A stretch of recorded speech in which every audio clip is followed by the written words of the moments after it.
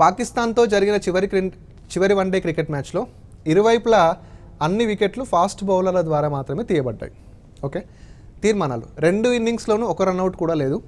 సెకండ్ది, భారత్ జట్టులో fast bowler మాత్రమే ఉన్నారు, మిగతా అంటే స్పిన్ బౌలర్లు లేరు. ఓకే, ఇక్కడ చూడండి, ఫస్ట్ది పాకిస్తాన్కి మనకి మ్యాచ్ జరిగిందంట.